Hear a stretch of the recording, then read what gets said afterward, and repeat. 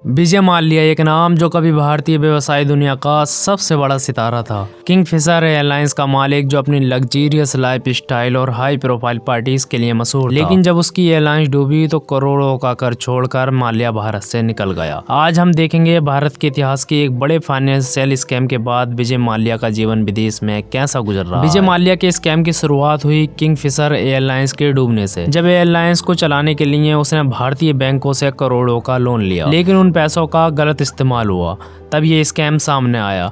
Kingfisher airlines को 2012 में बंद करना पड़ा और बैंक का टोटल कर्ज 9,000 करोड़ रुपए से भी ज्यादा हो गया। 2016 में जब भारत सरकार और बैंक्स उससे पैसे वसूलने की कोशिश कर रहे थे, तब माल्या बिना किसी को बताए यूके भाग गया और उसने कहा कि ये सब एक नया बिजनेस अपॉर्चुनिटी देखने के लिए था, लेकिन असल में उसका मकसद था लीगल एक्शन से बचना। भारत से भागकर विजय माल्या ने अपना ठिकाना यूके बनाया। वहां जाकर भी उसकी ऐशो आराम भरी जिंदगी चलती रही, जिसे देखकर आप समझ सकते हैं कि उसकी जिंदगी में किसी तरह की कोई कमी नहीं है।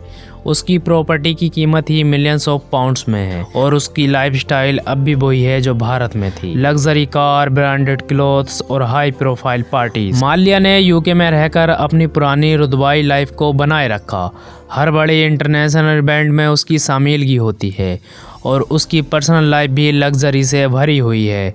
रिपोर्ट्स के मुताबिक वो हाई एंड रेस्टोरेंट में खाना खाता है, पार्टीज अटेंड करता है और अपने सबसे खास दोस्त सर्कल में शान से घूमता है। लेकिन ये सब ग्लैमर के साथ साथ विजय माल्या के ऊपर एक बड़ा काला साया भी मंडरा रहा है, उसकी लीगल बैटल। भारत में उसके खिलाफ काफ़ी केसेस चल रहे हैं और विदेश में भी उसको एक्स्ट्रा एडिशन के लिए लीगल फाइट्स का सामना करना पड़ रहा है। यूके सरकार ने उसको भारत वापस आने के लिए कोशिश तो की, लेकिन अब तक माल्या ने अपने लॉयर्स के थ्रू उन्हें रोक रखा है। माल्या ने अपने ऊपर लगाए गए सभी इल्जामों को गलत बताया है। उसका कहना है कि उसने कोई फ्रॉड नहीं किया और वो सिर्फ एक बिजनेसमैन है जो अपनी कंपनीज के डूबने से परेशान है। हालांकि भारत में बैंक्स ने उसके खिलाफ जो सबूत दिए हैं उससे उसका स्कैम साबित हो चुका है। यूके के कोर्ट में ये लड़ाई कई सालों तक चलती रही, लेकिन अब तक फाइनल फैसला नहीं हो पाया। इन सब लीगल फाइट्स के बावजूद विजय माल्या ने अपने एसेट्स को काफी अच्छे तरीके से संभाल रखा है। उसका बिजनेस एम्पायर अब पहले जैसा नहीं रहा, लेकिन उसके पास अब भी काफ़ी प्रॉपर्टीज़ और इन्वेस्टमेंट हैं जो उसको एक लग्जरी लाइफ जीने में मदद करते हैं। यूके के लॉ के मुताबिक उसके कुछ एसेट फ्रीज हो गए हैं, लेकिन उसके प्राइवेट डील्स और पुरानी इन्वेस्टमेंट से वो अपने खर्चों को चला पा रहा है। उसके पास high end cars, expensive watches और डिजाइनर आउटफिट का कलेक्शन अब भी है।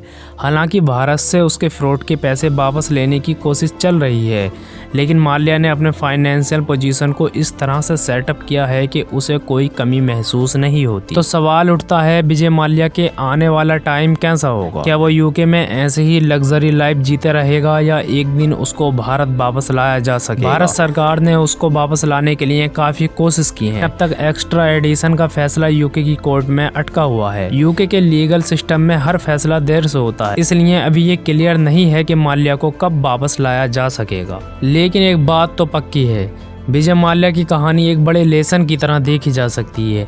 कैसे एक व्यक्ति जो कभी भारतीय बिजनेस का सिंबल था, आज अपने स्कैम और लीगल बैटल्स की वजह से इंटरनेशनल हेडलाइंस बना है।